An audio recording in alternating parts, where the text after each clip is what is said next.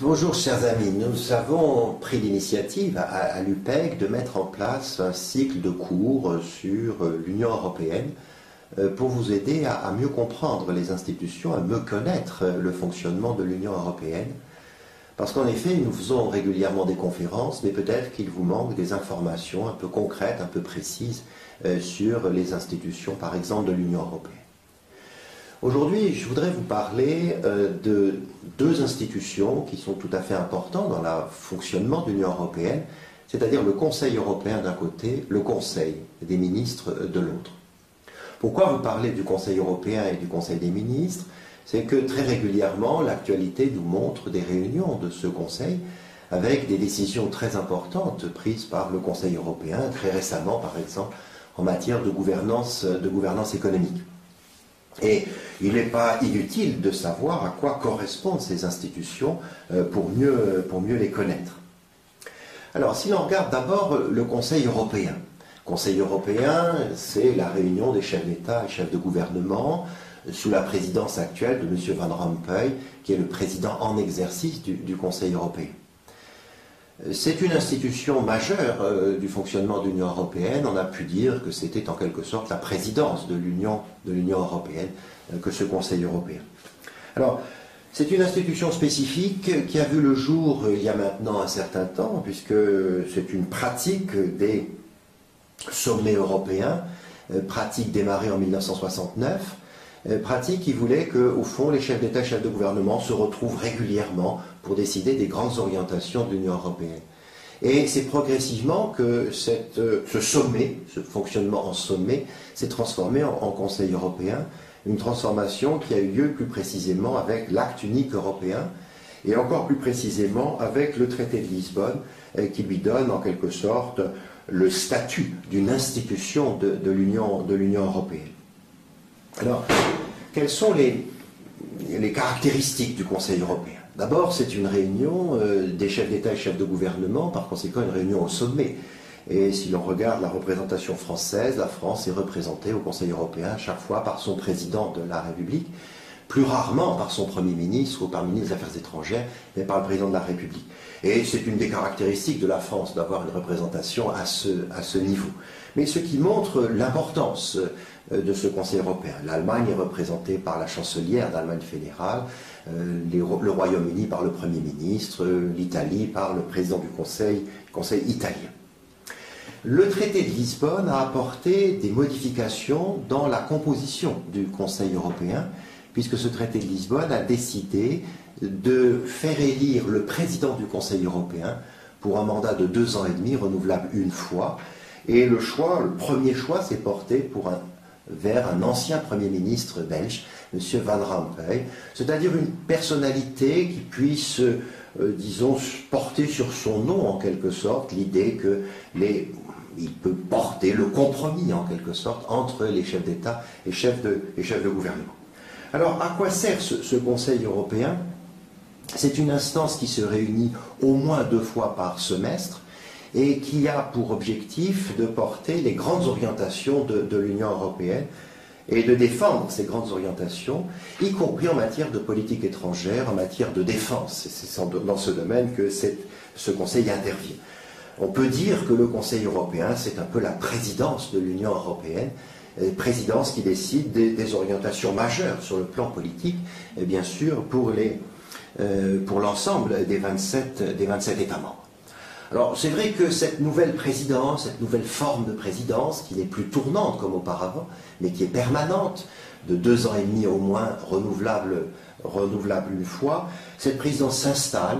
Peut-être que M. Van Rompuy n'a pas encore pris toute la mesure, en quelque sorte, des exigences du Conseil européen, mais l'on voit au fur et à mesure qu'il s'impose à l'ensemble des chefs d'État et chefs de gouvernement, même si parfois les tenues du Conseil européen sont un peu mouvementées, avec une animation politique un peu forte, bien évidemment.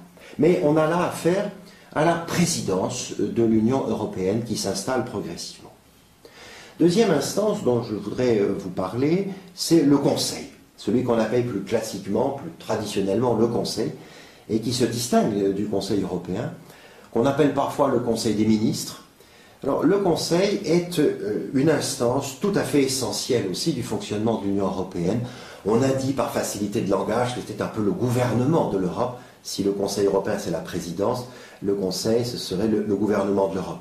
C'est une formule, elle n'est pas forcément tout à fait adéquate par rapport à la réalité juridique du fonctionnement du Conseil, mais je crois que c'est une formule qui est assez imagée et qui est intéressante à observer.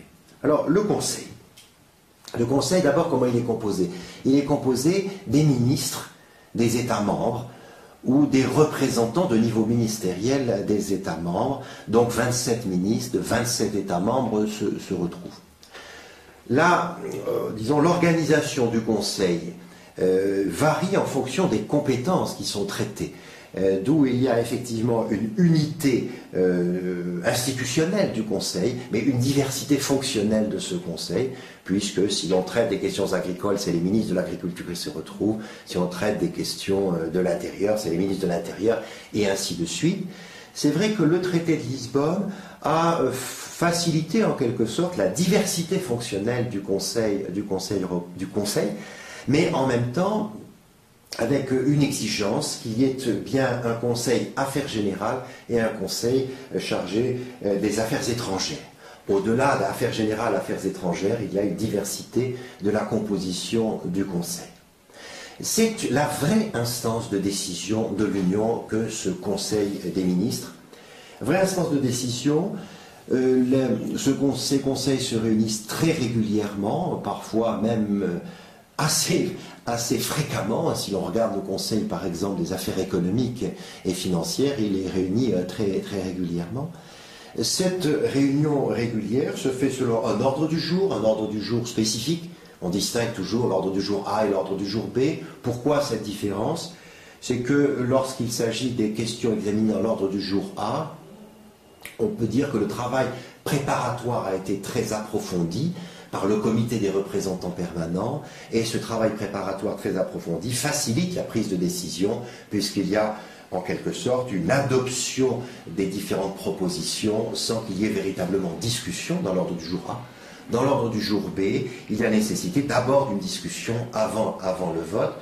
Cela montre qu'effectivement, il faut un travail préparatoire en amont très important. L'une des questions essentielles lorsqu'on regarde le Conseil, c'est la question du processus de décision, la question du vote, bien sûr. Alors, je ne vais pas rentrer dans tous les détails parce que ça nous prendrait beaucoup de temps, au-delà des instants qui sont consacrés à tel ou tel cours. Mais au fond, ce qu'il faut retenir, c'est que le Conseil peut fonctionner avec 3 types de votes. Un vote à l'unanimité, c'est-à-dire que dans cette hypothèse, il faut que tous les États membres et tous les ministres soient d'accord avec l'orientation. Vote à l'unanimité qui porte surtout sur les questions de politique étrangère, des questions de défense, des questions de coopération policière, voire même des questions de politique sociale où les États ont voulu garder la souveraineté. Deuxième modalité de vote, le vote à la majorité. Dans cette hypothèse, une simple majorité suffit à emporter la décision. C'est lorsque, au fond, il y a une volonté politique commune des États d'avancer dans ce domaine. Il est vrai que ce vote à la majorité est relativement rare dans le fonctionnement. Et enfin, un vote plus sophistiqué, le vote à la majorité qualifiée, qui reste une modalité très complexe, que je vais essayer de simplifier ici, mais une modalité complexe parce qu'au fond, il s'agit de trouver une sorte d'équilibre dans cette majorité qualifiée, de pondération des voix entre les États pour qu'il y ait une suffisante majorité pour l'emporter et que, au fond, la minorité puisse quand même s'exprimer. C'est ce vote à la majorité qualifiée qui a fait l'objet de beaucoup de débats, beaucoup de discussions, notamment à l'occasion des traités de Nice, mais aussi du traité de Lisbonne. Et enfin, on peut dire que ce qui a été décidé au traité de Lisbonne est lui aussi un compromis, puisque ce vote à la majorité qualifiée va être d'une certaine modalité jusqu'au 1er novembre 2014 et changera de système à partir du 1er novembre 2014. Ce qu'il faut retenir de ce dispositif, c'est qu'on va tendre progressivement à une sorte de recherche d'équilibre entre le nombre d'États et le nombre de populations représentées par ces États. C'est l'idée générale de ce vote à la majorité qualifiée. dont je ne rentre pas dans les détails parce qu'il me semble que ça compliquerait un peu trop les choses. Ce qu'il faut retenir, c'est aussi bien sûr les fonctions du Conseil et les pouvoirs du Conseil sont des pouvoirs tout à fait importants, extrêmement larges, qui fait que le Conseil a à la fois des compétences de nature gouvernementale, assez classiques, et des compétences de nature législative, ce qui est moins classique que ce qu'on appellerait un gouvernement de l'Europe. Mais des compétences de nature gouvernementale, c'est lui qui définit les axes des grandes politiques européennes, qui coordonne les politiques des États membres pour qu'elles soient en conformité avec les politiques européennes. C'est lui qui a un pouvoir de décision parce que c'est le Conseil qui adopte les règlements, les directives, et de ce point de vue-là, il a un rôle quasi législatif. Alors, dans ce rôle législatif, il partage cette fonction avec le Parlement européen, et l'un des apports du traité de Lisbonne, c'est d'avoir simplifié le processus de décision et fait que ce processus de décision est marqué par ce qu'on appelle classiquement la codécision entre le Conseil et le Parlement. Ce qu'il faudrait retenir, donc, c'est qu'au fond, ces deux institutions, l'une représente la présidence de l'Union européenne, l'autre représente le gouvernement de l'Union européenne. J'évoquerai la fois prochaine le Parlement de l'Union européenne qui représente cette fois-ci les peuples d'Europe, alors que ces deux institutions représentaient les États d'Europe. À bientôt. Au revoir.